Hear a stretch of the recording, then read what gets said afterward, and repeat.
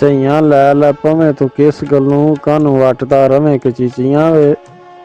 ਛੱਡ ਮਿਠਲਾ ਕੂੜੀਆਂ ਫਿੱਕੀਆਂ ਨੂੰ ਗੱਲਾਂ ਕਰ ਕੋਈ ਸ਼ਹਿਦ ਪਰੀਚੀਆਂ ਵੇ।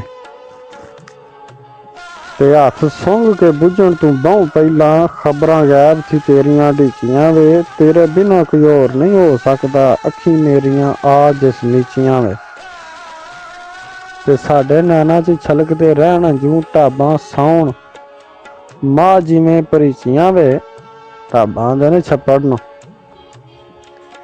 ਤੇ ਆਇਆ ਨਹਿਰਾਂ ਦੇ ਵਿੱਚ ਚੜਾ ਜਿਵੇਂ ਮੂੰਹੋਂ ਮੂੰਹ ਜਿਵੇਂ ਪੈਲੀਆਂ ਪੀਚੀਆਂ ਵੇ। ਰਾਤਾਂ ਕੋਲੇ ਨਾਲ ਝਰੀਟੀਆਂ ਨੇ।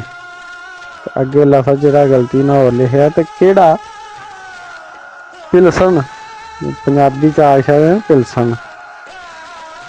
ਰਾਤਾਂ ਕੋਲੇ ਨਾਲ ਝਰੀਟੀਆਂ ਨੇ ਕਿਹੜਾ ਪਿਲਸਣ ਨਾਲ ਲਖੀਚੀਆਂ ਨੇ। ਹੋਈ ਧੰਮੀ ਤੇ ਆਪੇ ਹੀ ਉੱਡ ਵੈਸਣ ਰਹਿਣਾ ਬੈਠ ਨੇ ਕਾਂ ਕਲੀਚੀਆਂ ਵੇ।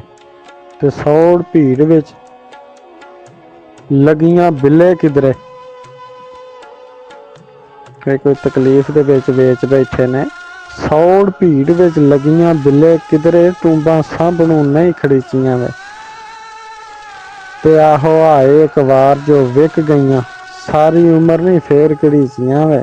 ਆਂਦੇ ਨੇ ਨਾ ਬਾਨਾ ਭੱਜਿਆ ਫੇਰ ਨਹੀਂ ਜੁੜਦਾ।